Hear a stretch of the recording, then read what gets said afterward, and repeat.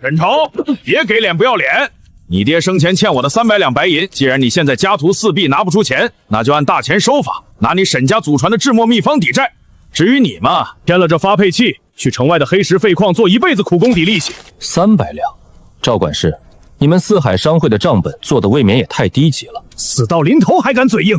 来人，按住他的手，给我强行画押！慢着，大钱商法第7条，凡借贷生息，月息不得超过3分。你们利用阴阳合同强行做空我爹的资产，真以为这粗劣的金融砝计能瞒天过海？你一个只知道读死书书的酸秀才，怎么懂这些商铺账目？一派胡言！我不仅懂账，我还知道你们四海商会藏在城西地窖里的那3000斤私盐，若是明日出现在府尹大人的案主上，你猜猜，你们东家会被满门抄斩，还是处死？你敢诈我？你可以赌我手里有没有确凿的证据，回去转告你们种东家，我不去挖矿，那座荒废的黑石矿山，我沈州正式接手了。3天后，我不但连本带利把300两拍在你的桌上，我还要用那座废矿让四海商会在北地彻底除名。好一个狂妄的疯子！那座废矿里全是吃死人的毒盐，我倒要看看3天后你拿什么变出银子来。我们走。少爷，您糊涂啊！那黑石矿里的盐带有剧毒，吃一口就能让人穿肠烂肚，全城的人都知道那是座死矿。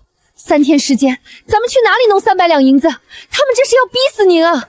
实在不行，今晚红叶护着您杀出去。杀出去，红叶，在这个世界上，最下乘的手段才是动刀子。去，把柴房里烧剩下的草木灰全都收集起来，再去门外的河床上挖2筐最细的槐沙，最后找几块木炭来。草木灰、黄沙、木炭，少爷，您要这些破烂干什么？干什么？别废话，按我说的做，动作要快。古人之所以说那是毒盐，是因为里面含有大量的氯化镁和硫酸钡，味道苦涩且致命。红叶，看好了，这第一步叫做溶解，将毒盐矿石打碎，溶于温水中。少爷，水变浑多了，还有股刺鼻的味道，这真的能吃吗？把刚才收集的草木灰水倒进去，草木灰中还有碳酸钾，与毒盐水混合会产生奇妙的反应，将那些有毒的杂质彻底沉淀下来。天哪，少爷您看，水里真的有白色的脏东西沉下去了。别急，这只是初级纯化，现在进行第2步过滤。木炭不仅能吸附水里的毒素，还能去除异味和杂色。等水从竹筒底部滴出来，立刻端上土灶，用大火熬煮结晶。不苦，一点都不苦，比四海商会卖的最好的1等青盐还要纯净100倍。少爷，咱们发财了！咱们明天就去集市上卖，300两银子有救了。越过那些中间商的臭鱼烂虾，我们要去就去这北地水最深、胆子最大，能直接跟朝廷分庭抗礼的地方——暗夜黑市天书阁。我要找他们背后最大的老板，做风险投资。哪里来的穷酸书生？天书阁的门槛也是你这种流民能踏进来的。滚出去，否则打断你的狗腿！我既然敢来，就是来送天苏阁一场泼天富贵的。这瓶东西价值连城，如果严掌事连看都不看一眼就把我轰出去，我保证你们天苏阁背后那位主子会立刻要了你的脑袋。开瓶献叶，若我说了一句假话，我的命你随时拿去。我知道。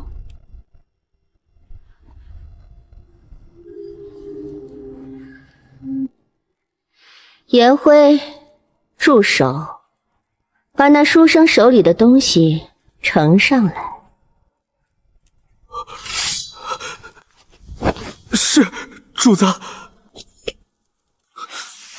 这是盐，怎么可能有比皇家公盐还要雪白细腻的盐？主子，这简直是神物！有点意思，放眼整个大钱，还没人敢在我的地盘上空手套白狼。小书生，你想怎么跟我合作？很简单。技术我出，渠道你出，所得利润3-7分账，我7，你3。狂妄！你竟敢让我们主子拿小头！因为我给你们的不是一瓶盐，而是垄断整个大钱经济命脉的绝对权利。狂妄至极！整个北地，就算是府尹大人到了我们天苏阁，也得客客气气。你一个连饭都吃不起的落魄生，拿一瓶不知道从哪儿弄来的盐，就敢狮子大开口要7成利润！主子，属下这就把他剁了，丢进流沙河。严长士，这雪花精盐，全天下只有我一个人会提损。你们天随阁是有钱有势，暗线遍布大钱，但没有我的技术，你们就只能继续倒卖那些带着苦味的盐。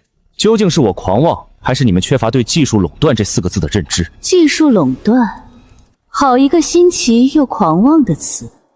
颜辉，退下。主子，这小子分明是在消遣我们。同样的话，我不想说第2遍。小书生，你很聪明，懂得用这瓶盐来敲门，但3期分账你拿7成，胃口太大了。没有我的商路，你的盐1斤都卖不出去。甚至你只要敢踏出天辉阁的大门，四海商会明天就让你意外横死。55分账，这是我的底线。既然谈生意，那我们就用纯粹的商业逻辑。你的商路确实值钱，但在定价权面前，渠道只能排第2。这雪花盐成本极低，只要我愿意，我可以把价格压到比官盐还低。我也可以把它包装成专供皇室的贡品，1两盐卖出10两黄金的天价。我出让3成利润，买的是天书阁的安保，3七分，1分都不能少。不仅如此，我今天还要向你预支500两白银，作为天使投资。天使投资还要让我先给你垫钱，你凭什么觉得我会答应？凭着大钱的天快要变了，当今圣上龙体抱恙，国库空虚，北地边关的军饷已经拖欠了半年。天书阁表面做黑市买卖，暗地里却在疯狂囤积粮草铁器。别以为我不知道你们在筹谋什么，我就是那个能给你们造出金山银海的财神爷。这个理由够吗？好一个眼光毒辣的狂徒！500两我给你，3期分账我也答应你。但如果1个月内我没看到这雪花精盐垄断北域的黑市，那我的项上人头，严掌义随时可以来取。拿钱，签契。时辰到了，把沈家给我围起来。沈州那个酸秀才要是拿不出300两，直接给我绑去黑石废矿，家里的破铜烂铁全都给我砸了抵债。谁敢动我沈家的东西一下，我保证他今天横着出这个村子。哟，我还以为你连夜跑了呢，怎么出去借了一圈，谁愿意借钱给你这个穷酸鬼？少废话，没钱就乖乖画押认命。红叶，给赵管贵水开开眼。这不可能！你哪里来的这么多官银？你一定是偷的！哼，睁开你的狗眼看清楚，这钱是天规阁给我的预付款。你若觉得是偷的，大可以去天规阁报官，看看严掌事会不会把你四海商会连根拔起。天虚阁，你一个罪臣之子，怎么会和黑市的天虚阁扯上关系？这300两，连本带利还清我爹的债务，剩下的200两。买下那座黑石废矿的所有权。我欠！沈州，你别得意太早，那可是座死矿，你就算把它买下来，也变不出金子来。变不出金子？赵管事，你对现代工业的力量一无所知，滚！少爷，咱们虽然拿下了矿山，也雇了10几个流民，但这些矿石坚硬如铁，光靠人力一天也产不出20斤精盐啊！天禄阁要的量那么大，我们来不及的。要不红叶用内力帮您劈石头？用内力劈石头？红叶，在这个时代，最廉价的是人力，但最没有效率的也是人力。真正的量产靠的是机器。我已经画好了图纸，我们要在这里建造大前王朝第1座水利连机出，利用水流的落差带动巨大的水轮，水轮的轴上安装波膀，水流转动，波膀就会自动抬起达1000斤的包屉木锤，再重重砸下。只要这大河不干涸，这铁锤就会日夜不停地粉碎矿石。不仅如此，粉碎后的矿石将通过斜坡滑道直接进入沉淀石。我要把这座废弃的矿山改造成一条全自动的流水线。半个月后，我要用铺天盖地的雪花咸盐彻底砸穿北地的物价。少爷，水轮的齿轮全部咬合完毕，拨杆已经卡进去了，随时可以开闸。开闸，放水。动了，少爷，他真的自己转起来了。这是什么仙家法术？老天爷啊，这是什么仙家法术？这铁锤居然自己会动，一锤下去抵得上我们10个壮汉砸一天啊！沈老板莫不是神仙下凡？都站起来，别拜了，这不是法术，这叫重工业流水线。红叶，立刻安排人手，将粉碎后的矿石通过滑道直接推入下方的齐天日，加入草木灰、3班倒，12个时辰连轴转。炉火绝对不能停。是少爷，有了这水利连接醇，咱们一天就能出产上千斤的银盐。四海商会那帮准话做梦都想不到咱们能这么干。上千斤只是个开始，装车，我们去见陆青鸾，收割市场的时间到了。这全都是足足1万斤，你到底是怎么做到的？就算你雇了上千亿个矿工不眠不休，也不可能在半个月内弄出这么多青盐。商业机，严掌事，你只需要知道，只要天虚阁的银子和渠道到位，这样的货，我每天都能给你拉1万斤过来。沈周，你确实给了我一个极大的惊喜。北地的官办盐场1个月也产不出1万斤，你手里这座废矿简直是一台印钞机。不过货太多也未必是好事，黑市吃不下这么多银盐，如果强行掀逆联央，便会引此商会和北地官府的警觉。这等上好的银盐相往千里送往京城，打上天乐人银的旗套，专卖给达官贵人。不行，1两银子1斤，那是小作坊的思维，更是暴殄天物。我要你把这批井盐的价格定在30文1斤，明天一早全面铺开，不仅是黑市，还要通过你们的渠道散给北地所有的底层米面铺子。30文？你疯了！四海商会卖的劣等粗盐还要40文1斤，你这比贡盐还好的东西卖30文，这简直是在拿金子当黄土卖！主子，这书生根本不懂做生意，他这是在败家。我做事还轮不着你来管。给我一个理由，你放着10倍的暴利不赚，非要把价格压到泥土里，你想干什么？你最好给我一个能说服我的答案，否则我绝不会允许你这么糟蹋我的财路。哼，因为我要在1周之内彻底摧毁四海商会的资金链。四海商会的粗盐开采人工费极高，加上长途运输和打点各路官府的损耗，他们的成本价至少在25文，卖40文，他们有利润，所以他们能维持庞大的商会运转。颜辉，陆青鸾，你想想看，当市面上出现了一种价格更低、质量却好上100倍的盐，你猜四海商会库存的那几10万斤粗盐还能卖得出去1两吗？资金链一断，整个商会就会不攻自破、土崩瓦解。我这盐成本有多低？但我这精盐靠的是水利机械和廉价流民，成本连3文钱都不到。我卖30文，不仅依然有10倍的暴利，还能让整个北地百姓为之疯狂。好，用降维的价格和质量直接掀翻对手的饭碗。沈周，你比我想象的还要狠。颜辉，照他说的做，明日一早，我要让四海商会的盐连1粒都卖不出去。废物，全都是废物！整整3天，我们商会在北地的37家盐铺，竟然1斤盐都没有卖出去。底下的人到底在干什么？百姓都不吃盐了吗？会长，不是我们不卖，是根本没人买呀。您看这个，这是今天早上城西菜市场的张寡妇花30文钱买来的盐。这么白的盐，30文，怎么可能？这等成色只有京城皇宫里才用得起。是谁？是江南的哪家皇商把手伸到我们北地来了？不是江南的皇商，我们派人去打听了，这些盐的源头是黑市的天竺阁，而给天魁阁供货的人是沈筹。你放屁！沈周那个落魄书生拿什么造出这种神仙盐？他手里只有那座吃死人的废矿。千真万确啊，会长，他不知道用什么手段，在废矿河边造了个巨大的木头怪物，不用人砸，那木头锤子自己就能把石头砸成粉。那座毒矿被他变废为宝了，现在城里的百姓全在疯抢他的精盐。我们会仓库里压着的30万斤粗盐全成废石头了。大同钱庄那边听说我卖不动货，今天一早已经派人来催债了，我们的账上空了呀。好狠的绝孤计，好大的户口！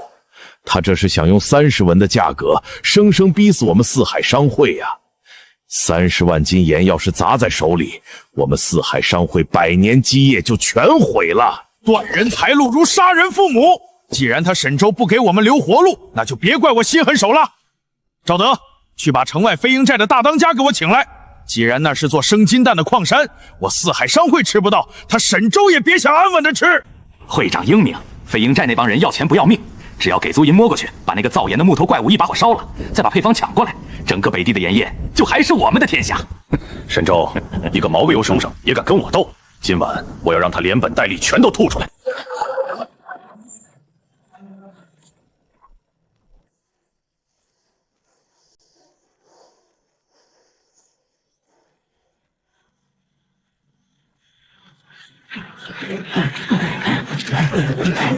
弟兄们，钱会长有令，烧了那座木头机器，把配方搜出来，遇到喘气儿的，一个不留，杀！少爷，他们要放火了，您让我下去吧。就这30几个毛贼，我一炷香内就能把他们的脑袋全砍下来。砍人，太费体力，也不够震撼。红叶，我教过你，现代战争打的是科技。你看他们站的位置，全都在我专门为他们准备的1号仓库周围，那里面装的可不是盐。您是说，白天您让我带人堆在里面的那些过滤用的废弃极细镁粉，那些黑乎乎的粉末，就算点火也极难燃烧啊？成堆的镁粉确实很难点燃，但如果让它们当极细的可燃粉尘在密闭空间内遇到明火，就会产生一种极其美丽的物理现象。粉尘爆炸，红叶，拉绳。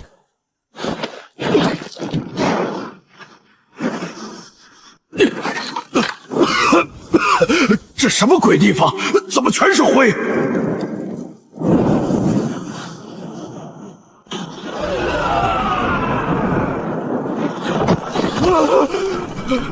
天雷，是天雷！这书生会妖法，撤！快撤！算算时间，独眼鹰他们应该得手了。沈超那小子恐怕现在已经变成一具焦尸了。等那废矿重新回到我们手里，北舵就还是我钱家的天下。会长神机妙算，一个酸秀才也敢跟我们斗，简直是螳臂的。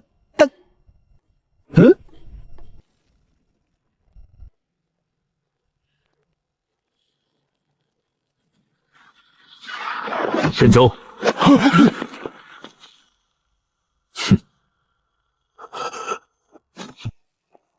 钱会长，好兴致啊！大清早的，不介意我来给你送份大礼吧？沈周，你没死，这土匪怎么会在你手里？我警告你，私闯民宅可是重罪。私闯民宅，钱百万，你涉嫌勾结黑恶势力，指使山匪烧毁我的工坊，意图谋杀。按照大钱律例，这叫聚众谋逆，要诛9族的。你猜，如果我现在带着他去府尹衙门，你这颗脑袋还能在脖子上待多久？是他，就是钱百万花了1000两银子指使我们干的，他让我们杀人越货。沈爷爷，神仙爷爷，您饶了我吧，我全招了。你这是血口喷人！就算这土匪乱咬，官府也未必信你一个罪臣之子。你敢动我，四海商会的地院不是你招惹得起的。哦，四海商会，好大的底蕴。钱百万，如果官府不信他，那加上我天居阁的口供呢？你派人烧的可是我天居阁占了30%干股工坊，你动了我的钱袋子，真以为我天居阁的刀杀不动人吗？天居阁，沈周，你居然把天居阁也拉下水了，你到底想怎么样？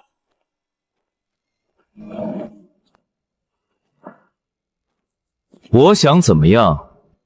很简单，收购。你的30万斤粗银已经彻底滞销，一文不值。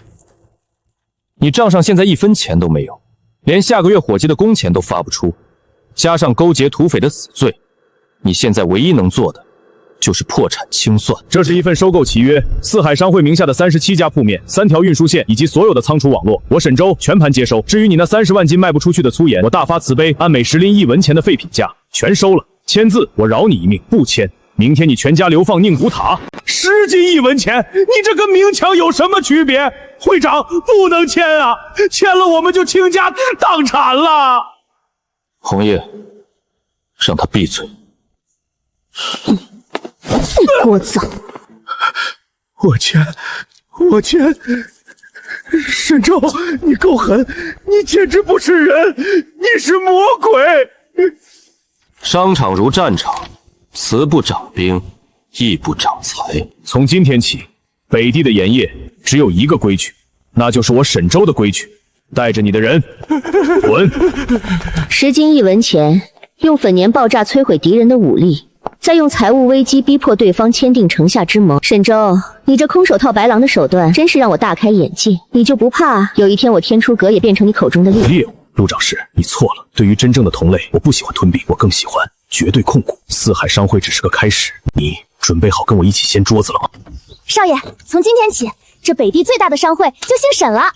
北地37家铺面全部盘点完毕，只要我们的雪花今天一上架，这日进斗金的日子就真来了。日进斗金，红叶，在没有绝对的武力和权力保护伞之前，怀璧其罪。商界的巨鲸倒下，闻着血腥味赶来的，可不只是天苏阁这种地下势力，还有这北地真正的天。红鹤商会，好大的口气！燕雀安知鸿鹄之志？只可惜在北地这亩3分地上，就算你是条真龙，也得给我盘着。来人，把门给我封了！我看谁敢！我们合法合规盘下的商会，凭什么封门？合法合规，沈抽，本官怀疑你这商会暗中勾结山匪，私吞四海商会资产。县令大人有令，所有铺面即刻查封。还有你那黑石废出产的所谓井盐，来路不明，必须将配方和制法上交统一调孙师爷，你不要欺人太甚。上交配方，孙师爷，县令大人这胃口比四海商会还要大呀，连吃相都不过瘾。沈抽，你是个聪明人，你用雷霆手段弄垮了钱百万，县令大人很欣赏你。但你要搞清楚，这北地的天是县令大人，大人说了，只要你把盐矿7成的干谷和配方交出来，以后你就是北渡商界的红人，否则大钱律例莫须有的罪名，足够让你再流放3000里。孙师爷说的对，民不与官斗。既然县令大人想要这丰田，你们尽管听。不过盐矿的干谷和配方，我需要3天时间整理造册，3天后我亲自送到县衙。算你识相，我们走。3天后若是见不到配方，本官拿你试问。少爷，您怎么能答应他们？那井盐配方是咱们的命根子，大不了咱们跟他们拼了，平民的手段，暗杀了那狗官也不在话下。暗杀那是下城莽夫的手段，我要的是让他身败名裂，倾家荡产，让整个北域的官场都为之胆寒。他不是想要钱吗？好，我就用他最引以为傲的官办钱庄，给他掘一个万劫不复的坟墓。红叶，派人去把四海商会仓库里那些不值钱的石英砂、石灰石全都给我拉到废矿去，再从经盐提存的废料中提取出玄甲，我要开窑烧火。少爷，咱们不炼盐，改烧石头了，那些破石头能有什么用？照做就行。保持鼓风，温度必须达到最高。将溶液倒入平整的铁槽中，用重力压平，注意降温的速度，千万不能炸裂。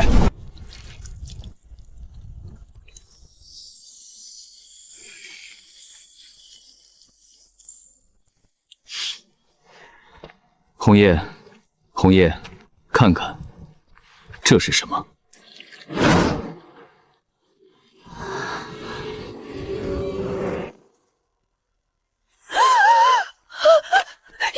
妖术！少爷，里面有个人把我的魂魄吸进去了。看清楚，那不是妖术，那是你自己的脸。这东西叫做琉璃仙镜。红叶，如果把这面镜子给视美如命的达官贵公，他们愿意出多少钱？这等神物，物价绝对是贵妇为了质保，倾家荡产也会买的。走价就对了，我们去见陆青鸾。听说你的商会被县令给封了，怎么，北地这块硬骨头，你沈州也有咬不动的时候？需要我天租阁出手替你摆平那个贪官吗？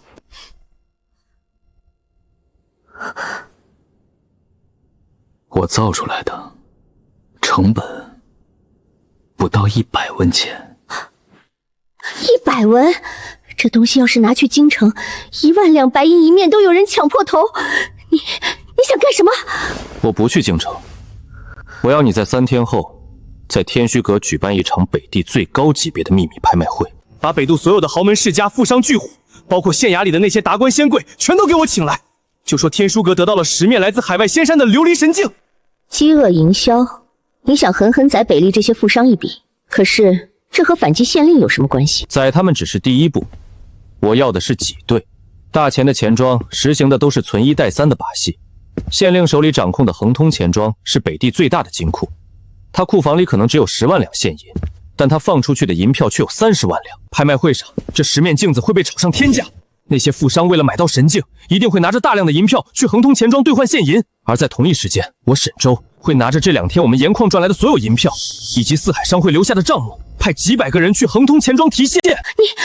你是要抽干恒通钱庄所有的现银？当钱庄拿不出银子兑换时，所有的储户都会陷入恐慌，发生疯抢就会瞬间崩盘。没错，恒通钱庄是县令最大的钱袋子，一旦钱庄爆雷，县衙的财政就会彻底破产，拿不出军饷和俸禄，北地的驻军就会哗变，到时候不用我们动手，上面就会为了平息民冤，直接摘了他的乌纱帽，甚至砍了他的脑袋。你这个脑袋里到底装了多少毒计？好，这场倾覆北地官场的豪赌，我天锡堂陪你玩到底。3天后，我要让恒通钱庄连1文钱都拿不出来。诸位贵客，今夜天虽阁的压轴至宝，乃是从海外仙山千辛万苦运来的石面琉璃仙镜。此物非金非玉，却能丝毫必现摄人心魄。诸位请看。天哪！这世上竟有如此神物！我竟然能看清自己脸上的每一根胡须，这绝对是仙家法宝啊！若能将此物献给京城的贵妃娘娘，莫说是一个小小的皇上资格，就算是加官进爵也不在话下。严掌事，别废话了，开个价吧！琉璃仙镜，一共10面，捆绑发售，底价白银1万两，每次加价不得少于1000两。竞拍开始。15000两，2万两。我出5万两。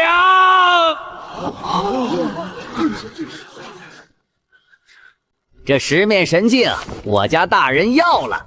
这都是北地最大钱庄恒通钱庄的本票，见票即对，谁还跟我争？5万两，成交！恭喜这位客官。5万两，几块破石头加上草木修烧出来的东西，成本连1两银子都不到，你竟然卖了5万两！沈川，你这是在抢劫！抢劫？那是低等罪犯才干的事。局已经布好了，接下来该收网了。红叶在，带上这5万两，再加上我们手里原本的10万两，明天一早，恒通钱庄大门一开，立刻发起全面挤兑。我要让恒通钱庄的掌柜看到满大街都是提现的人，我要让北地的政府金融系统在日出之时彻底瘫痪。是。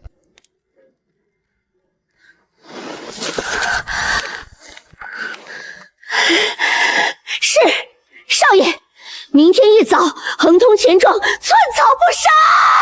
都给我精神点儿！咱们恒通钱庄背后可是县衙，放眼整个北渡，谁敢赖我们的账？今天再放出去2万两的高利贷，下个月取钱！快给我取钱！我要提现3000两，立刻马上！我听说恒通钱庄把银子全拿去买海外仙物了，库房空了，再不取钱就全变成废纸了！快退我那10两银子！这是怎么回事？怎么这么多人来提现？伙计，快去库房看看还有多少现银！掌柜的，库房里满打满算只剩下不到8万两现银了，但门外这些人手里拿着的银票加起来恐怕有20万两啊！完了，全完了！这是有人要整死我们钱庄啊！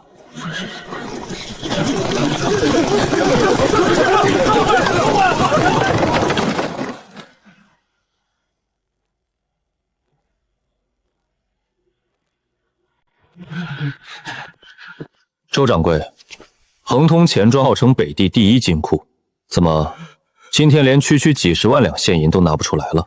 大钱生法规定，钱庄见票即兑，若兑不出，便是欺诈之罪，当场查封，掌柜连坐。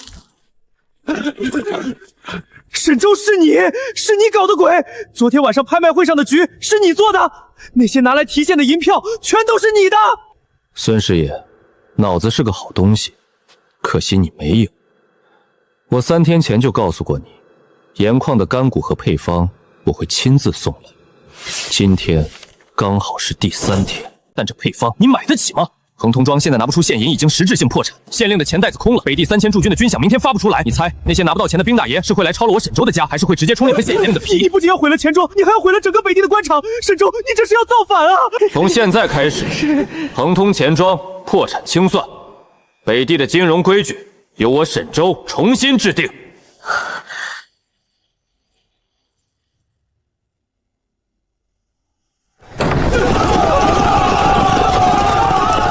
大胆狂徒，竟敢聚众闹事，煽动暴民，冲击官办钱庄！赵将军，立刻把这个意图谋逆的乱臣贼子给我拿下，就地正法！弓弩手准备，将这反贼拿下！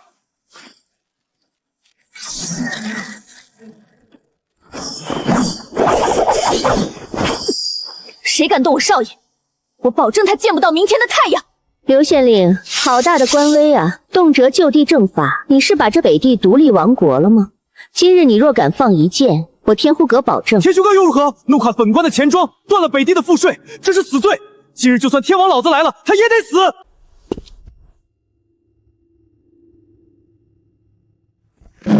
死罪？刘青山，你是不是搞错了一件事？现在快要死的不是我，而是你。死到临头还在大言不惭，赵将军还愣着干什么？放箭！赵将军，动手之前，我只问你一个问题：你手下这3000北地驻军，已经有几个月没发军饷了？整整半年，朝廷没有拨下1分钱。你的弟兄们吃的是掺了沙子的陈化粮，穿的今天来帮刘青山压我，无非是因为他承诺只要保住钱庄就给你发军饷，对吗？是又如何？断了我3000千弟兄的活你，天经地义。愚蠢！哈哈哈！赵将军，你被这狗官骗了，这恒通钱庄里根本就没有现银。刘青山早就把钱庄的库银挪用去京城买官疏通关系了。就算今天把我万箭穿心，把外面姓全杀丧，钱庄的地下金库里也变不出1两银子来给你发军饷。一派胡言！赵将军，别听他蛊惑军心，快杀了他！杀了他！是不是胡言？你让他打开库房看一眼不就知道了？赵将军。你真的要为了一个贪空了库银的狗官，背上屠杀百姓的千古骂名，最后让你的弟兄们饿死在边关吗？弓弩手，放下！来人，去库房给我搜！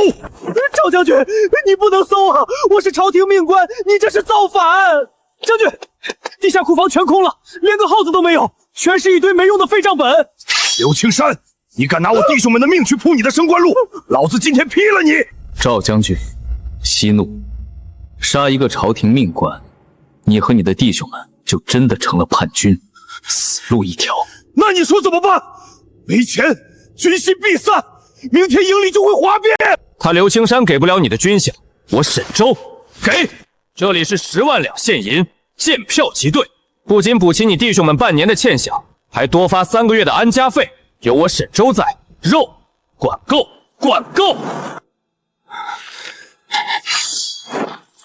沈老板高义，从今往后，北地驻军3000将士为沈老板马首是瞻，赴汤蹈火，在所不辞。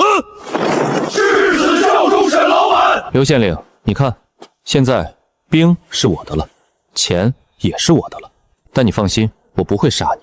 北地的赋税缺口，我会替你补上。我要你坐在那个位置上，替我挡住京城那些老爷们的视线。懂吗？懂，下官懂。只要沈老板能保住下官的乌纱帽，下官愿意给沈老板做牛做马。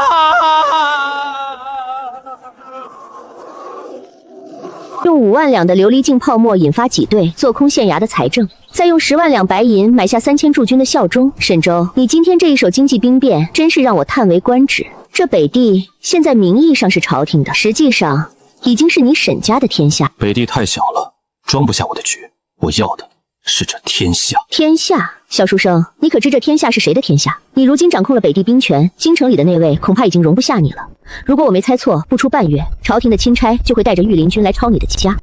所以我才需要你。天绥阁的暗线遍布大前，甚至能直达天听。陆长是你隐藏了这么久的真实身份，是不是也该对我这个合伙人透个底了？一个普通的黑市掌柜，可调动不了那种级别的黑甲精锐，更不可能对朝廷的动向了如指掌。沈周，有时候太聪明会死得很快。我的身份你现在还没资格知道，但只要你能继续为我创造这种奇迹，我可以保证，这大前王朝除了当今圣上，没人动不了你。不需要你保证，因为很快我就会创造一种东西，我要用这东西直接取代大前流通了1000年的真金白银。什么东西？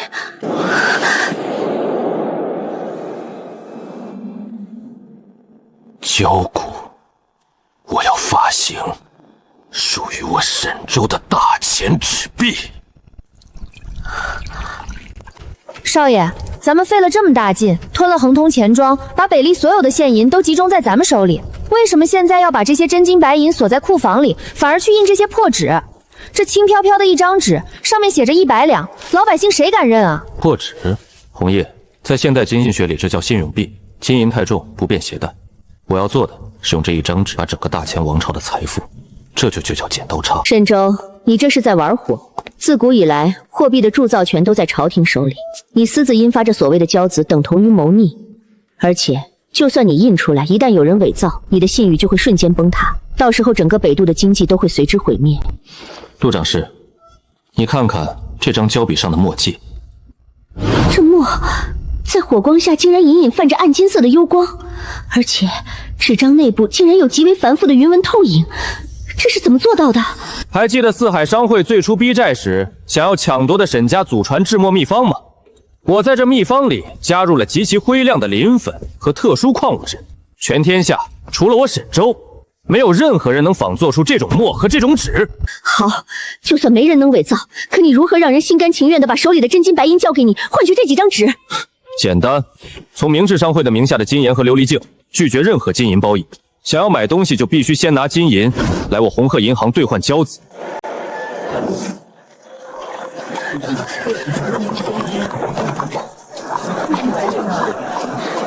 掌柜的，我们要提货，这是10万两现银，快给我们提5万斤雪花精盐，再不提货，外省的盐商就要把我们的市场抢光了。这位客官，实在对不住，沈老板从今日起，红月商会所有货物拒收现银。拒收现银？你们疯了吗？收交子。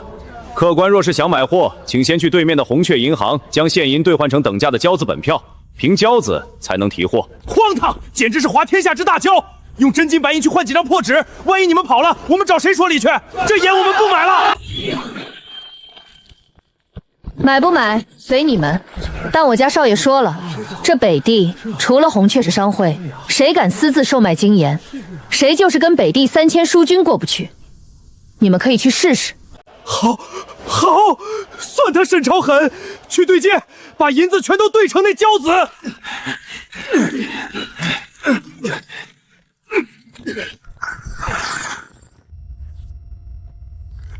听说这北地出了个了不得的狂徒，不仅垄断了食盐，还烧出了什么琉璃仙境，这等暴力竟然敢不往京城上贡，简直是自寻死路。皇上有旨，命本官彻查北地商道，这次本官要将那沈周连皮带骨，生吞活剥了。大人放心，属下带来了300大内精锐，这北地穷乡僻壤，谁敢抗旨不遵，属下直接砍了他的脑袋，抄了他的家。不急，咱们有的是时间。沈周，钦差大人驾到，还不赶紧滚出来跪迎圣驾！跪迎，刘志令，你的膝盖软，我不拦着，但我沈昭的膝盖，这世上没人受得起。好一个狂悖的刁民！本官乃江南皇商总办当朝3品钦差，沈周，你私造精盐，谋取暴利，如今更是意图造反。本官现在奉旨接管红月商会的所有产业，包括精盐和琉璃镜的配方。来人，把他给我拿下！慢着，苏钦差，想要我的配方和产业，可以，只要你敢拿，我双手奉上。但在此之前，我建议你先看看这个，一张破纸而已，你想拿这玩意儿买你的命？破纸？苏大人，你刚来北地，恐怕还不知道，如今整个北渡只认为我沈周发行的这交子，另外北渡3000驻军的军饷发的也是交子。开仓放银，苏大人你还不明白吗？这叫经济崩台。一旦百姓发现手里的交子成了废纸，明天一早，整个北地就会爆发史无前例的大暴乱，30万暴民和3000叛军，不出3天就会直逼京城。你不是要接管红血商会吗？来，杀了我！只要我今天死在这个大庭里，我保证整个大前王朝的北境，明天就会陪我一起下地狱。这个责任，你一个3品官背得起吗？你到底想怎么样，沈初？你就算绑架了北地的经济，你也对抗不了整个大前的朝廷。对抗朝廷？苏大人言重了，我怎么会让钦差大人空手而归呢？这匣子里是100万两红雀交币的本票，以及红雀银行在京城分号的1成干股。苏大人，只要你今天上奏朝廷，说北地商道繁荣，红雀商会乃是大成重量，并且奏请皇上将交币定为大臣官方认可的流通货币，这1成干股就是你的了。